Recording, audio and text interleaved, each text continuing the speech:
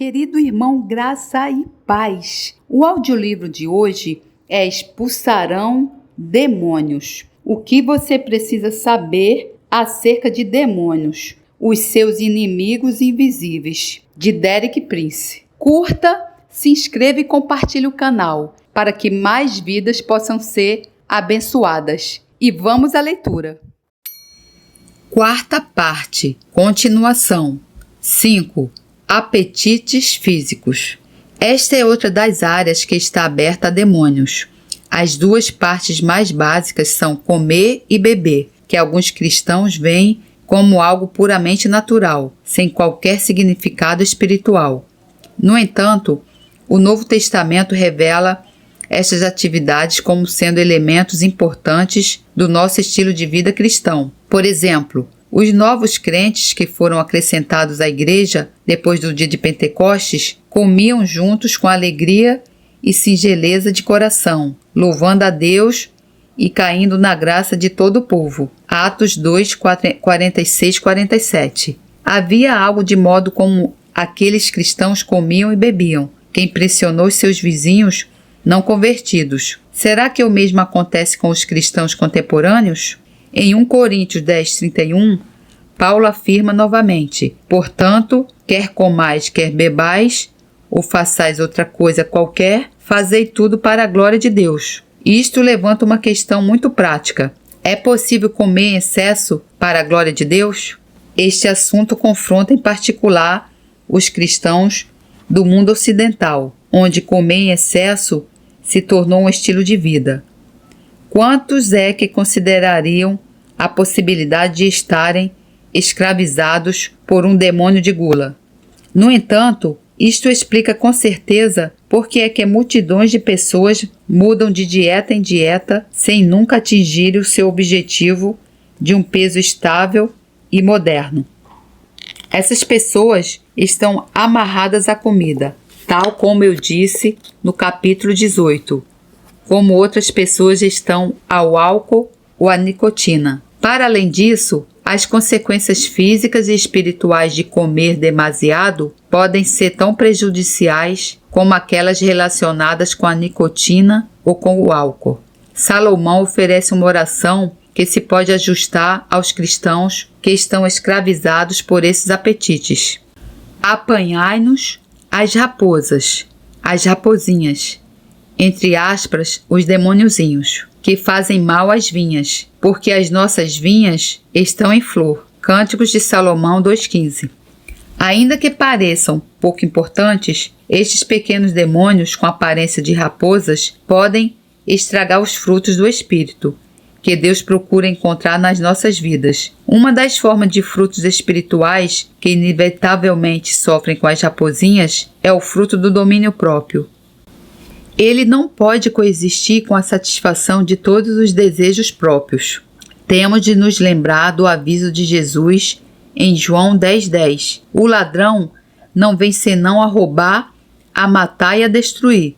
Os demônios podem vir sob a forma de vários apetites ou concupiscências, incluindo o álcool, a nicotina ou a comida. Não importa a porta através da qual entram. Todos eles têm a mesma motivação: causar todo o mal que puderem. Muitas vezes, a barreira irreconhecível que impede a libertação é o orgulho. Pode ser difícil para cristãos que frequentam a igreja atribuírem o nome certo ao seu problema e reconhecerem que necessitam de ser libertos de um demônio. A mulher cujo demônio de gula saiu através do vômito ficou envergonhada, mas na verdade, aquele embaraço momentâneo foi um preço baixo a pagar pela libertação de uma escravidão tão humilhante e destrutiva.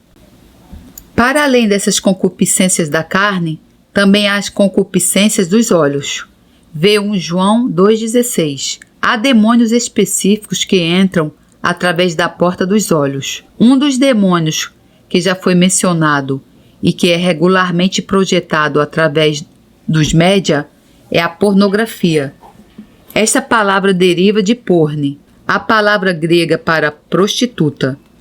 Alguns homens cometem fornicação através dos olhos. O próprio Jesus disse que esta era uma das formas através da qual um homem pode cometer adultério.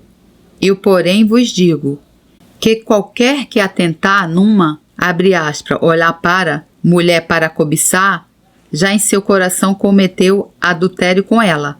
Mateus 5:28. Fiquei chocado quando descobri quão poderosa é a influência da pornografia na igreja professa.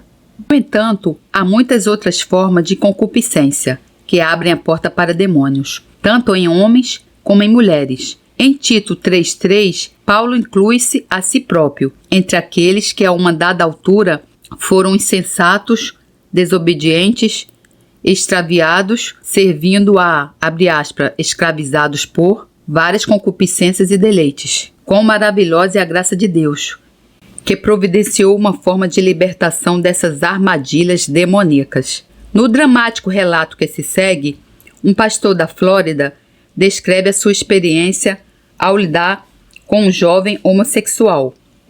Pastor, pranteou o jovem que estava no meu gabinete. Alguém tem de me ajudar. Não posso continuar assim. Inclinou-se para a frente na cadeira. Há 2 anos nasci de novo. Eu amo o Senhor de verdade, mas ainda tenho um desejo muito forte por homens. Esperamos até ele recobrar sua postura. Antes de ser salvo, eu era homossexual. Desde então, nunca mais cometi esse pecado, mas o desejo ainda está em mim e receio não conseguir controlá-lo por muito mais tempo. Falei com meu pastor para receber libertação, mas ele diz que não é possível que um cristão tenha um demônio de homossexualidade e que eu tenho é de exercitar a minha disciplina. Ele olhou para mim com angústia estampada no seu rosto, mas disciplina não é a resposta. Eu sei que é um espírito perverso no meu corpo. Ele está lá. Libertação é a minha única esperança. Pode ajudar-me? E recomeçou a chorar. Esperei até ele se recompor. Então expliquei.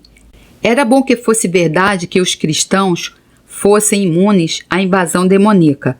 Infelizmente, isto, que é corruptível, ainda não se revestiu da incorruptibilidade, e isto que é mortal ainda não se revestiu da imortalidade. Tal como diz em 1 Coríntios 15:54. Até que isso aconteça, as nossas mentes e corpos ainda estarão vulneráveis ao inimigo.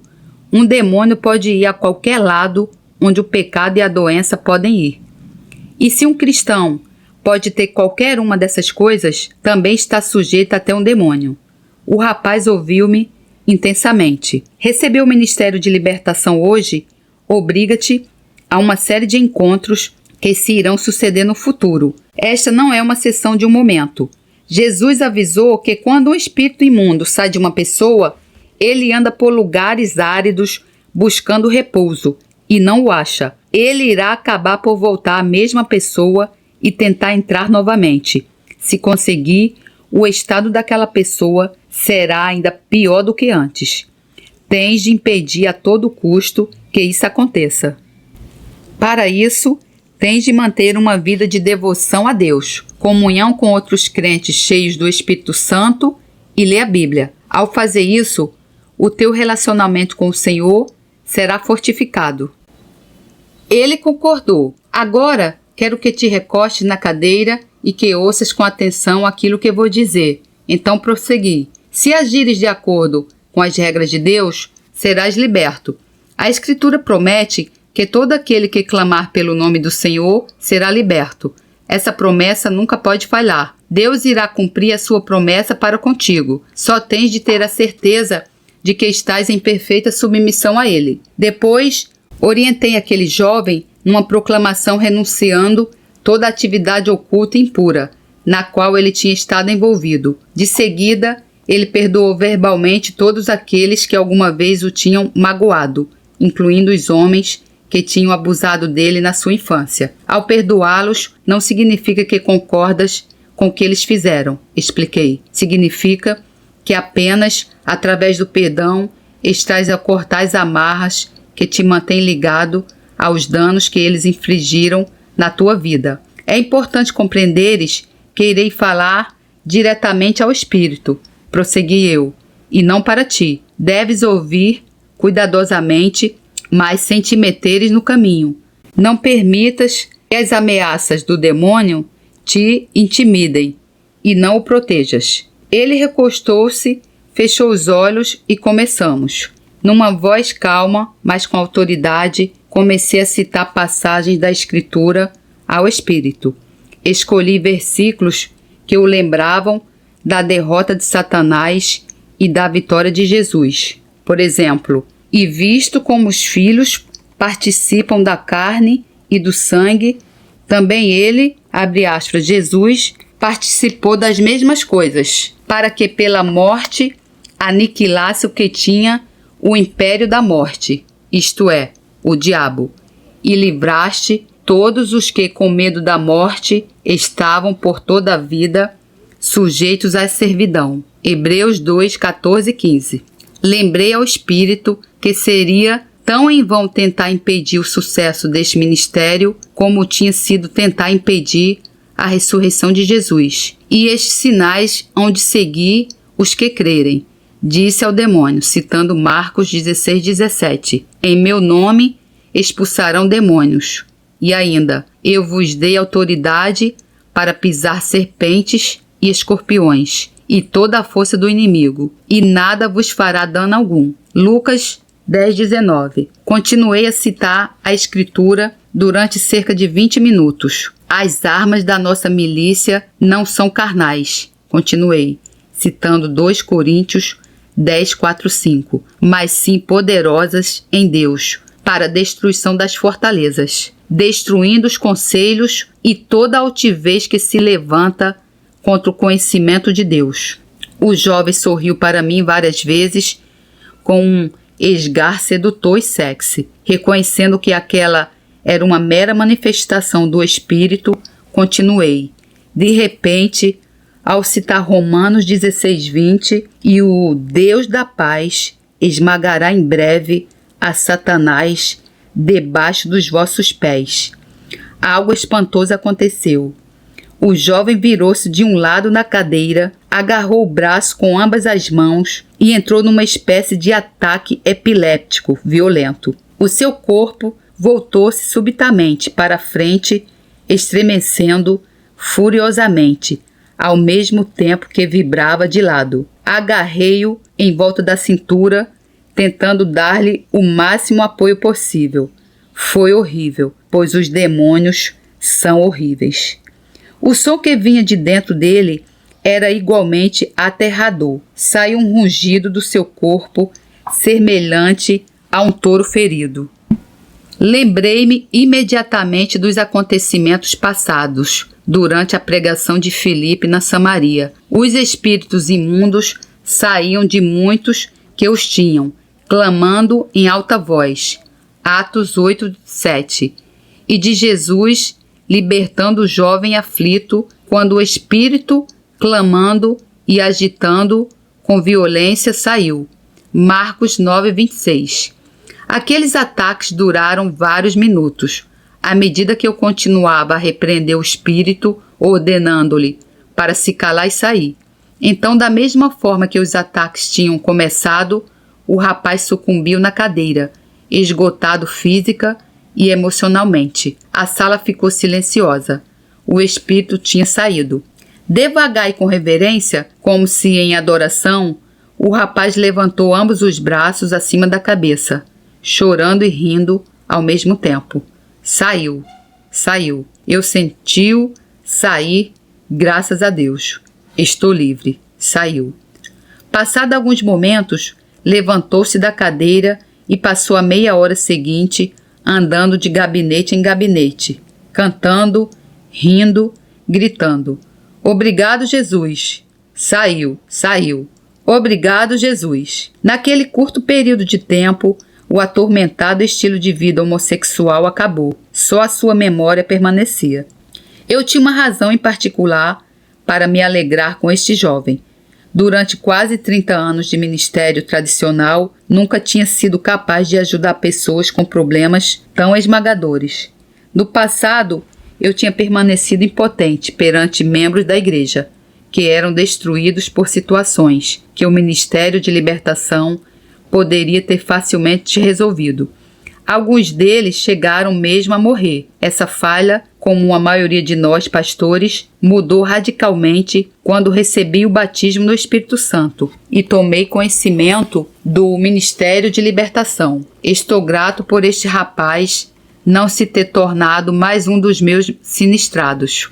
A verdade libertou. 20. Demônios de doença e enfermidade. Outra área que devemos ter em conta é o corpo. No capítulo 3, referi que Jesus não fez uma distinção firme entre curar a doença e expulsar os demônios. Lucas descreve a primeira ocasião em que Jesus ministrou aos enfermos. E ao pôr do sol, todos os que tinham enfermos de várias doenças los traziam, e pondo as mãos sobre cada um deles, os curava, e também de muitos saíam demônios, clamando e dizendo: Tu és o Cristo, o Filho de Deus. E ele, repreendendo-os, não os deixava falar, pois sabiam que ele era o Cristo. Lucas 4, 40, 41. Este relato torna claro que muitas das enfermidades das pessoas eram causadas por demônios. Creio que os demônios podem ser a causa de quase todas as doenças e dores físicas, mas é necessário discernimento para distinguir entre doenças ou dores que têm uma causa demoníaca e as que são puramente físicas. Devido à nossa compreensão limitada, pode nos parecer difícil visualizar como é que uma entidade espiritual, como um demônio, pode ocupar um espaço físico como uma zona do corpo humano. No entanto, compreendamos ou não, o fato é que isso acontece e é frequentemente ilustrado na Escritura. Os evangelhos registram que Jesus curou mudos, surdos e cegos ao expulsar demônios. Ver Mateus 9, 32, 33, 12, 22, Lucas 11, 14. Em Lucas 13, 11 a 16, Jesus encontrou uma mulher que há 18 anos que sofria de escoliose, ou o que poderíamos chamar de corcunda. Embora sua condição parecesse puramente física, Jesus declarou que ela tinha sido amarrada por um espírito de enfermidade. Tendo por base isso, ele libertou-a e ela foi completamente curada. Em Marcos 9, 17 e 29, Jesus lidou com um rapaz que tinha os sintomas da epilepsia. No entanto, ele confrontou-o como espírito mudo e surdo. Versículo 25. Quando o demônio foi expulso, o rapaz ficou curado. Já passaram praticamente 2000 anos, mas o mesmo princípio ainda se aplica. Durante mais de 30 anos, já vi centenas de pessoas serem curadas de vários tipos de doenças ou enfermidades, através da libertação de demônios. Irei mencionar apenas alguns casos. Epilepsia. No início dos anos 70, uma jovem de 18 anos veio ter comigo e com a Lídia, à procura de oração.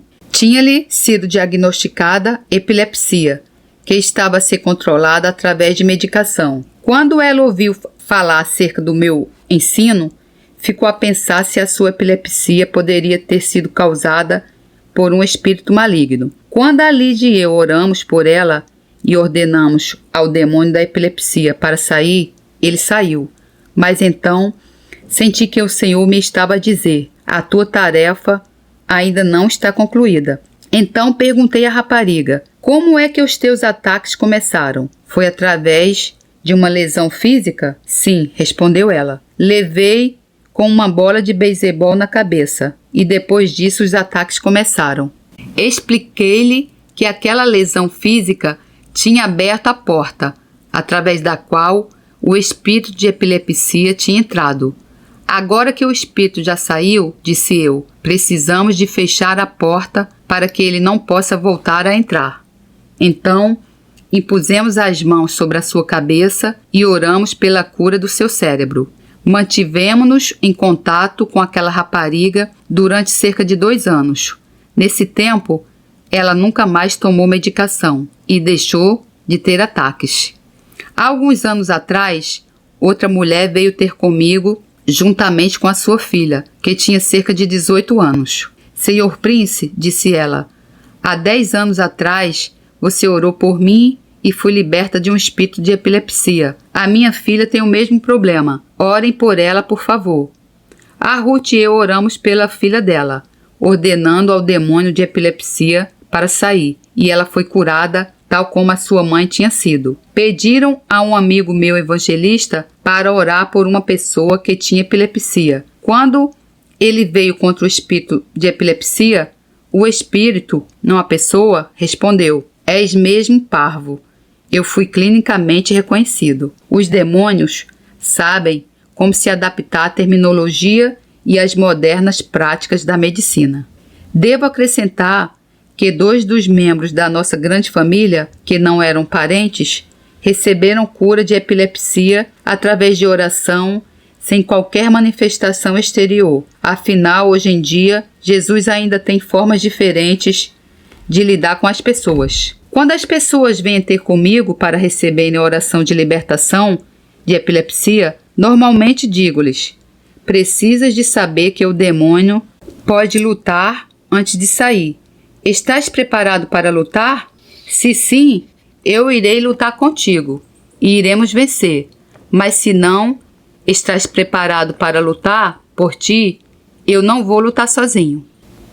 Em todos os casos de que me lembro, todas as pessoas se prontificaram a lutar e Deus deu-nos a vitória.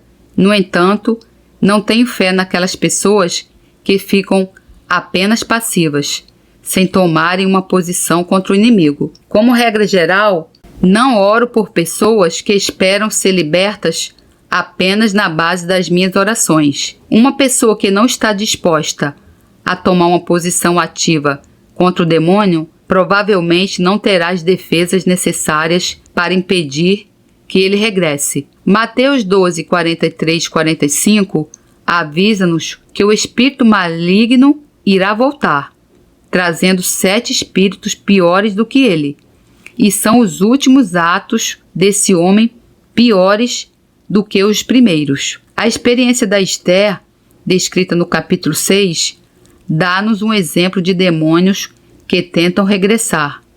No capítulo 23, irei dar instruções sobre como nos mantermos livres.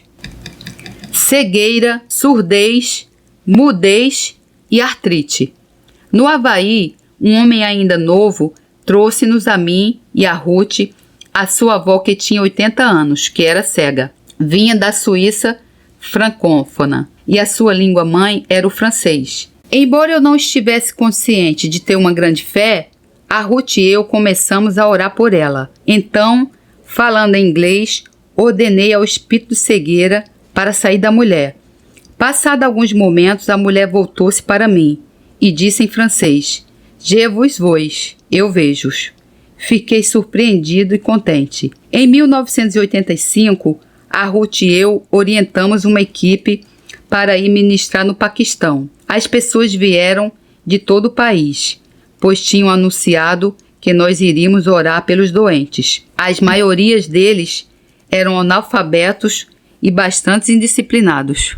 Um dia, as mulheres que naquela cultura se sentam separadamente estavam extremamente barulhentas e desordeiras. Tentando estabelecer alguma disciplina, anunciei: "Esta manhã iremos orar apenas pelos homens."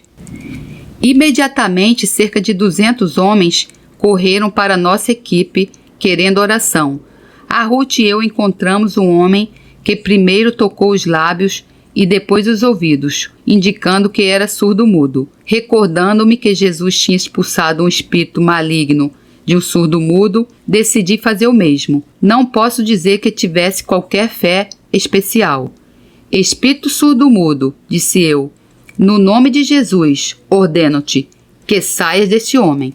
Eu sabia que o homem não me ouvia, nem podia compreender inglês, mas o demônio compreendia. Quando eu disse ao homem: "Agora diz aleluia", ele abriu a boca e gritou: "Aleluia." Levei-o ao líder que estava no palco, o qual começou a contar às pessoas o milagre na língua urdu. Aquele relato despertou a fé das pessoas, que começaram a trazer outros surdos-mudos. Em nações muçulmanas, há uma quantidade desse tipo de casos fora do normal.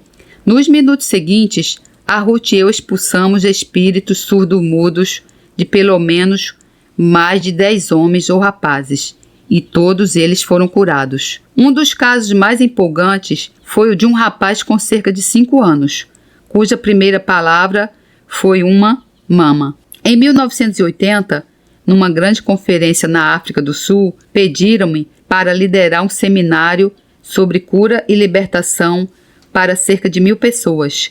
No primeiro dia ensinei acerca de cura e depois comecei a orar individualmente pelos doentes. O poder de Deus estava naquele lugar e houve várias curas dramáticas.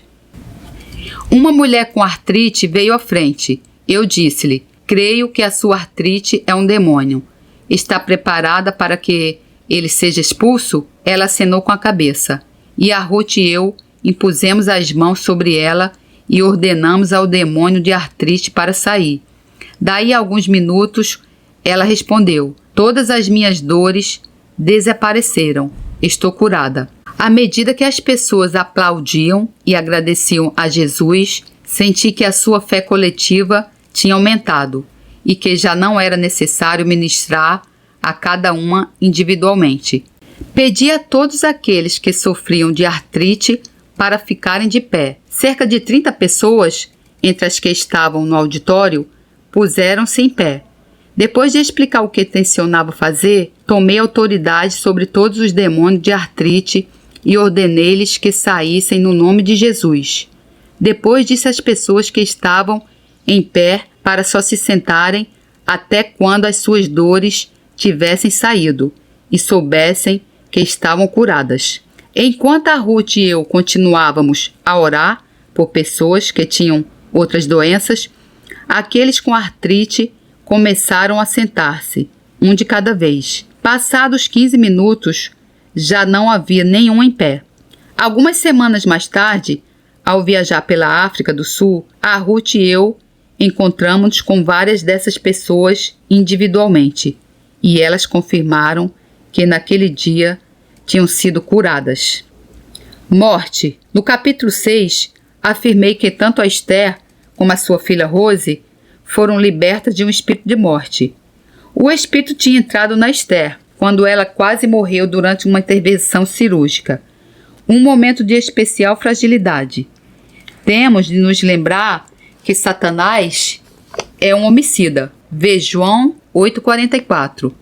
Ele usa o espírito de morte para matar uma pessoa que não morreria apenas de causas naturais. Isto foi confirmado por um médico cristão, diretor de uma clínica, que veio ter comigo depois de um culto. Aquilo que nos ensinou acerca do espírito de morte, disse ele, ajudou-me a compreender por que é que há pessoas que morrem sem que nós encontremos causas médicas suficientes para a sua morte. Um dos meus netos, também ele ministro, teve uma experiência incrível. Eis o seu testemunho. A nossa filha Rebeca nasceu com um buraco no coração. Quando tinha 6 anos, em janeiro de 1993, foi sujeita a uma operação ao coração para reparar o problema. Só podíamos visitar a enfermaria dos cuidados intensivos durante 10 minutos por hora, e era necessário obter autorização da enfermeira-chefe para podermos entrar na enfermaria. Uma manhã, estávamos à espera no corredor juntamente com mais 20 pais ansiosos. Quando nos recusaram a entrada, percebemos que alguma coisa não estava bem. Peguei no telefone interno para saber o que estava a passar e a enfermeira disse que estavam a ter algumas dificuldades com uma das crianças e que nós teríamos de continuar a aguardar. Contei o sucedido aos outros pais e todos eles empalideceram. De repente a porta abriu-se e de lá saíram o médico e o capelão do hospital. Falaram com o casal que estava à nossa frente e a mãe começou imediatamente a chorar. Foram rapidamente levados à sala de aconselhamento. Pouco tempo depois daquela cena traumática, deixaram-nos entrar todos e visitar os nossos filhos. Quando entramos na enfermaria, reparamos no médico que estava em pé ao fundo da cama, ao lado da nossa filha. O rapaz de 12 anos que estava deitado na cama e que tinha sido sujeita a uma operação naquela manhã era o filho daquele casal. Ao olharmos para o ecrã dos sinais vitais, verificamos que a linha corria direito. Permanecendo em pé entre as duas camas, agarrei na mão da minha esposa e disse numa voz baixa e depressa: venha contra o espírito de morte neste lugar, no nome de Jesus. Depois viramos a nossa atenção para nossa filha, que estava acordada e precisava dos nossos cuidados. Na manhã seguinte, enquanto andava pelo corredor, vi o pai daquele rapaz com um sorriso no rosto. Parei e perguntei-lhe o que é que se tinha passado. O pai disse-me espantado: o médico não deu qualquer esperança ao meu filho, e voltou-lhe as costas. Esta manhã, o meu filho sentou-se na cama e fez-me sinal que estava bem. A minha mulher e eu sabemos que Deus libertou aquele rapaz de um espírito de morte. Graças a Deus que nós soubemos o que fazer. Discernir a causa, natural ou demoníaca. Nos capítulos anteriores, falei acerca de espíritos mentirosos que atacam a mente das pessoas. Em 1994, a Ruth e eu experimentamos um tipo de ataque diferente por parte de espíritos mentirosos. Depois de batalhar contra uma série de doenças de certa gravidade durante vários anos, a Ruth recebeu uma palavra do Senhor: o teu tempo de enfermidade chegou ao fim. Algumas semanas mais tarde, num dia que tínhamos separado para o jejum e oração, a Ruth foi atacada com dores em todas as áreas do seu corpo, da cabeça até os pés. Ela disse: ó Senhor, por favor, outra vez não. Ao longo desses anos, a Ruth e eu temos aprendido a não conceder terreno a enfermidades, mas a permanecer nas promessas de Deus. Então ela disse-me: eu sei que me ia sentir melhor se pudesse adorar o Senhor, mas não tenho forças. Podes pôr aquela cassete russa de adoração da conferência que fizemos em Moscou no ano passado? Creio que me vai ajudar. A Ruth estava no chão do nosso quarto e, à medida que começou a relaxar e a adorar o Senhor, exclamou: estes são sintomas mentirosos, espíritos mentirosos, que estão a tentar roubar-me a promessa de Deus. Quando no nome de Jesus declaramos a nossa posição contra aqueles espíritos mentirosos, a Ruth foi completamente liberta das dores. Na espantosa graça de Deus, Ele ainda nos concedeu uma dádiva para a qual não há explicação natural. Nas palavras da Ruth: pus-me de pé e fui à cozinha buscar um copo de água. De repente, o Derek chamou-me: vem cá depressa. Quando regressei ao quarto, fiquei boquiaberta. Todo o quarto e a casa de banho estavam inundados por uma fragrância de rosas, como se fosse um jardim inglês. Era como se o Senhor em pessoa ali estivesse. Prostrei-me sobre o meu rosto em adoração. Deus fez-nos mais do que vencedores. Romanos 8,37. Saímos daquela provação com mais do que aquilo que tínhamos quando entramos nela. Essa experiência fez-me lembrar alguns cristãos que receberam uma cura genuína do Senhor, contra os quais Satanás tinha aparentemente dirigido espíritos mentirosos para debilitar sua fé e destruir o seu testemunho. Temos de revestir-nos de toda a armadura de Deus, para que possamos estar firmes contra as astutas ciladas do diabo. Efésios 6,11. Contudo, é necessário realçar, tal como afirmei no capítulo 10, que nem todas as doenças são causadas por demônios. Muitas têm causas naturais, o que faz com que seja importante identificar doenças que são diretamente causadas por demônios. Em 1 Coríntios 12, Paulo faz uma lista de 9 dons sobrenaturais do Espírito Santo que estão disponíveis para os crentes. Destes 9, há 2 que nos podem ajudar a identificar demônios. Literalmente, uma palavra de sabedoria e discernimento de espíritos. Ver versículos 8 e 10. Dei aqui uma tradução literal destas duas expressões, porque o texto indica que cada palavra de sabedoria e cada ato de discernimento é um dom individual. Cada um deles opera também num plano sobrenatural e não são o produto de uma lógica natural ou da ação intelectual. Em Hebreus 4:12, o escritor diz: porque a palavra de Deus é viva e eficaz, e mais penetrante do que a espada alguma de 2 gumes, e penetra até a divisão da alma e do espírito, e das juntas e medulas, e é apta para discernir os pensamentos e intenções do coração. Este tipo de discernimento pode advir de uma palavra de sabedoria. Ele pode penetrar as áreas invisíveis da personalidade humana e revelar a identidade de forças malignas ali escondidas. Por vezes, a revelação vem na forma de uma única palavra ou frase imprimida na mente da pessoa que ministra libertação, ou então daquele que está a receber libertação. Um demônio identificado desta forma pode ser colite, coxear, asma, esquizofrenia ou cancro. No entanto, a presença de um demônio não tem de ser necessariamente revelada sobrenaturalmente. Ela pode ser descoberta no decorrer normal de aconselhamento pessoal, da mesma forma que um médico pode diagnosticar uma doença a partir dos sintomas que o doente descreve. Este capítulo, bem como os 9 anteriores, providenciam uma análise bastante compreensiva de alguns dos sintomas mais comuns da atividade demoníaca. Uma das coisas que me parece particularmente útil é identificar, se possível, o momento ou lugar de fraqueza através do qual um demônio conseguiu entrar. Há outra forma pela qual os demônios podem contribuir para a doença. No capítulo 19, falei acerca de espíritos emocionais negativos.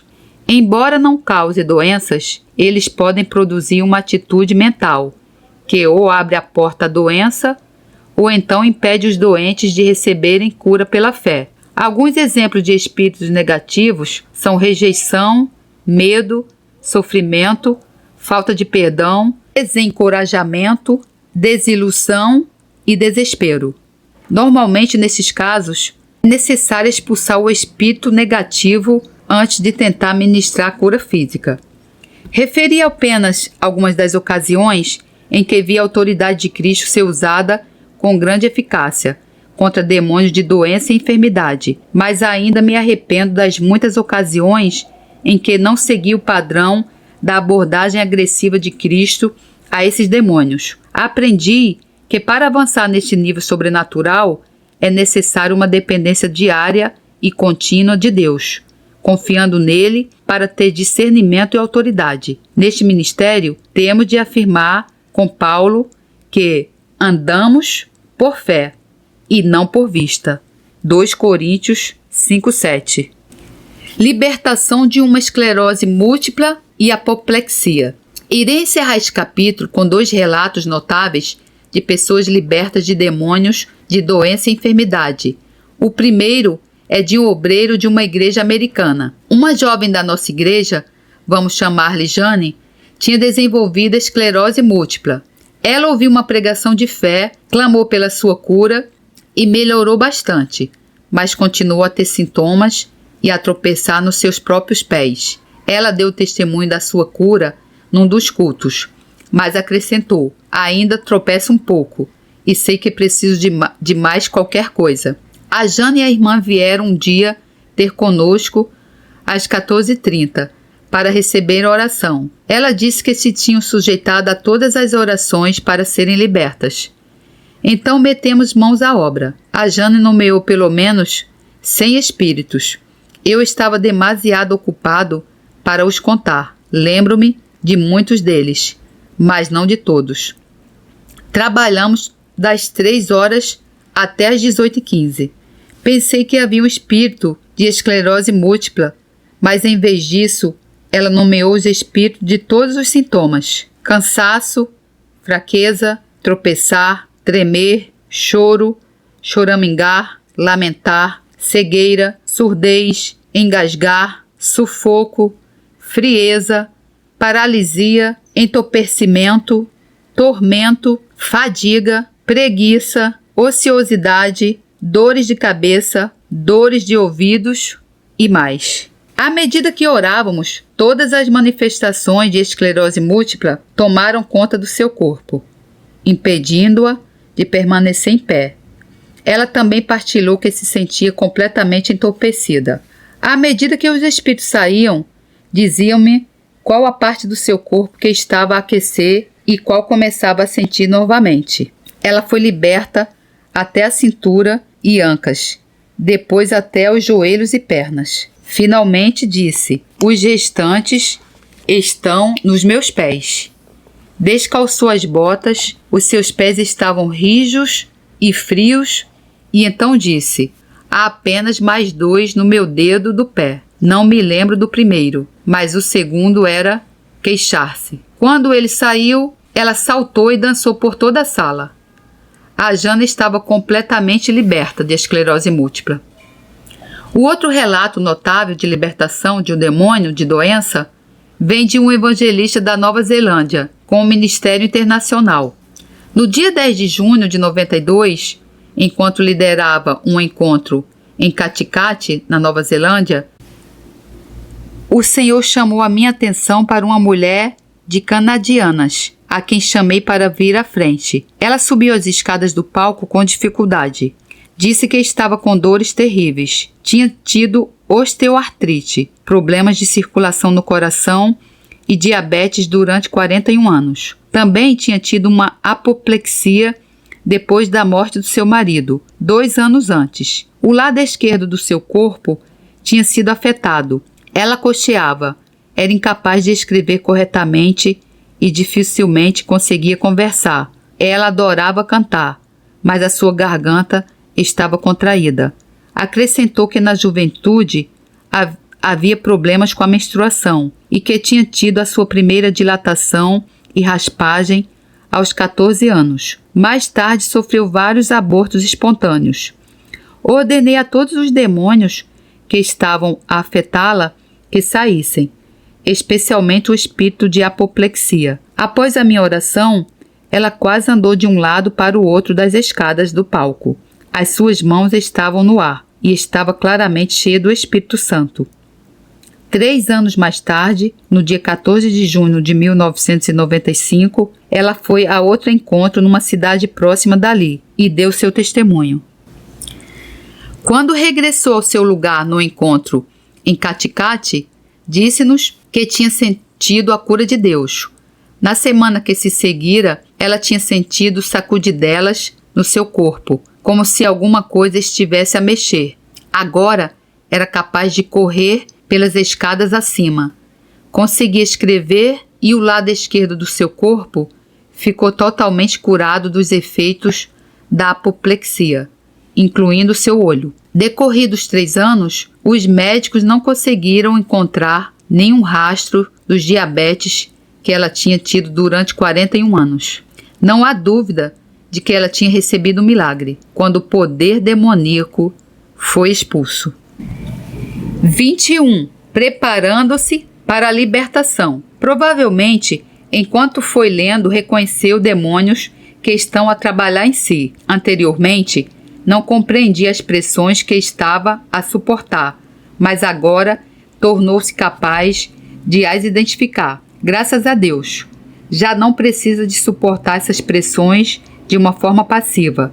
Neste capítulo, irei mostrar-lhe o caminho que nos conduz à libertação e vitória. O segredo espantoso é o seguinte: não temos de ganhar a vitória por nós próprios. Podemos entrar na vitória que Jesus, através da sua morte e ressurreição, já ganhou por nós. Na cruz, Jesus pagou o castigo total e final por todos os pecados de todas as pessoas, de todas as idades e raças. Ele foi o Cordeiro de Deus, que levou o pecado do mundo.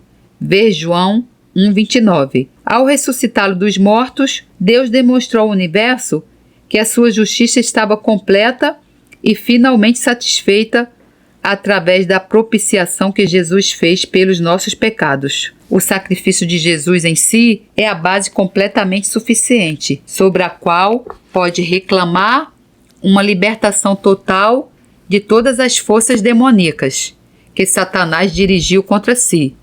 Assim que se aperceber disto e agir em fé sobre este assunto, será capaz de afirmar com Paulo: mas graças a Deus que nos dá a vitória por nosso Senhor Jesus Cristo. 1 Coríntios 15:57. Se decidir clamar pela libertação que Deus providenciou para si, tem duas opções: buscar a ajuda do seu pastor ou irmãos em Cristo para lhe ministrarem, ou voltar-se diretamente para o Senhor em busca da ajuda que necessita. Se tiver acesso a uma igreja ou outro ministério disposto a ajudá-lo, então deve procurar sua ajuda por todos os meios. No entanto, é importante certificar-se de que eles são cristãos sinceros e crentes na Bíblia e que compreendem as implicações ao lidar com demônios. Se como cristão os abordar e descobrir que não acreditam que um cristão pode ter um demônio, então é óbvio que eles não o poderão ajudar. Nas nossas instalações nos Estados Unidos, recebemos regularmente cartas de pessoas que acabaram por se aperceber que precisam de ser libertas de demônios e que nos pedem para recomendarmos uma igreja ou ministério na sua área de residência que os possa ajudar. Infelizmente, é frequente não sabermos de alguém a quem os possamos conscienciosamente dirigir. Isso lembra-me de uma cena no ministério de Jesus. E vendo as multidões, teve grande compaixão delas, porque andavam cansadas e desgarradas, como ovelhas que não têm pastor. Então disse aos seus discípulos: a seara é realmente grande, mas poucos os ceifeiros. Rogai, pois, ao Senhor da seara que mande ceifeiros para a sua seara. Mateus 9, 36-38. O Ministério de Libertação é uma seara na qual são precisos muitos trabalhadores, devidamente equipados. Por isso, compreendo que muitos do que leem este livro podem não ter nenhuma fonte de ajuda humana a quem possam recorrer. Mas graças a Deus que o caminho está sempre aberto para aquele que é o libertador, Jesus. Se decidir seguir este caminho, descrevi uma série de 9 passos que o podem conduzir à libertação e vitória que precisa. Passo número 1. Afirme pessoalmente a sua fé em Cristo. Passo número 2. Humilhe-se. Passo número 3. Confesse todo o seu pecado conhecido. Passo número 4. Arrependa-se de todos os seus pecados. Passo número 5. Perdoe todas as pessoas. Passo número 6. Quebre com o oculto e com toda a religião falsa. Passo número 7. Prepare-se para ser liberto de todas as maldições que estão sobre a sua vida. Passo número 8. Tome a sua posição com Deus. Passo número 9. Expulse. Contudo, primeiro é importante certificar-se do seu correlacionamento com Deus. Se ainda não sabe que é um filho de Deus, nascido de novo, com todos os seus pecados perdoados através do sacrifício de Jesus, então pode, através do ato de seguir estes passos, entrar num relacionamento direto e pessoal com Deus, como seu Pai. Se, por outro lado, já tem um relacionamento pessoal com Deus, a sua fé será fortalecida ao seguir estes passos e ficará com uma base sólida e bíblica na qual poderá buscar a ajuda que necessita dele. Leia atentamente os 9 passos deste capítulo, passo a passo, até estar certo de que compreendeu na íntegra cada um deles. Depois, no capítulo 22, irei providenciar um tipo de oração através do qual poderá reclamar a sua libertação de toda a opressão demoníaca, tal como afirmei no capítulo 16. Você só está protegido pelo sangue de Jesus quando está corretamente relacionado com ele e anda em obediência. Por isso, certifique-se de que orou em fé antes de tomar uma posição contra os demônios. Passo número 1. Afirme pessoalmente a sua fé em Cristo. Jesus é o sumo sacerdote da nossa confissão. Hebreus 3:1. A palavra grega traduzida confissão significa dizer o mesmo que. Assim dizemos o mesmo que a Bíblia já disse acerca daquilo que Jesus fez por nós. Fazemos com que as palavras que saem dos nossos lábios concordem com a palavra de Deus. Proclamamos a vitória de Jesus de uma forma ousada e pessoal, no nosso nome. Quando fazemos isso, invocamos o seu ministério enquanto nosso sumo sacerdote, para trazer as nossas necessidades perante Deus o Pai, libertando deste modo toda a autoridade do céu em nosso nome. Se não conseguirmos confessar nossa fé desta forma, não damos a Jesus qualquer fundamento para ele intervir por nós. Passo número 2. Humilhe-se. Semelhantemente, vós jovens, sede sujeitos aos anciãos, e sede todos sujeitos uns aos outros, e revesti-vos de humildade, porque Deus resiste aos soberbos, mas dá graça aos humildes. Humilhai-vos, pois, debaixo da potente mão de Deus, para que a seu tempo vos exalte. 1 Pedro 5, 5, 6. Se nos aproximarmos de Deus com uma atitude de soberba, Ele irá resistir-nos e não teremos acesso a Ele. Por isso, o nosso primeiro passo em direção a Deus tem de ser humildade, e temos de dizer a Deus: preciso de ti. Deus nunca se oferece para nos fazer humildes. Ao longo da Bíblia, Ele coloca essa responsabilidade sobre nós. Deus pode humilhar-nos, e por vezes Ele até poderá ter de o fazer, mas só nós é que nos podemos fazer humildes. No entanto, se tivermos vontade de o fazer, Deus irá fornecer toda a graça de que precisamos. Quando procuramos ser libertos de demônios, podemos chegar a um ponto em que teremos de escolher entre a dignidade e a libertação. Se a dignidade se torna mais importante do que a libertação, é porque não nos arrependemos realmente do nosso orgulho. Uma vez, a esposa de um médico do sul profundo dos Estados Unidos abordou-me. Ela era uma senhora cortês à moda antiga e disse: Senhor Prince, se o compreendi corretamente, quando eu procurar a libertação da forma que o Senhor descreve, poderei acabar aos gritos. Poderá acontecer, respondi, mas ensinaram-me que uma senhora não grita em público. Bem, disse eu, imagino que estava a afogar-se num rio, quase a submergir pela terceira vez, e que pensou que poderia haver alguém na margem que a pudesse resgatar. Iria manter a sua postura e não iria gritar por socorro?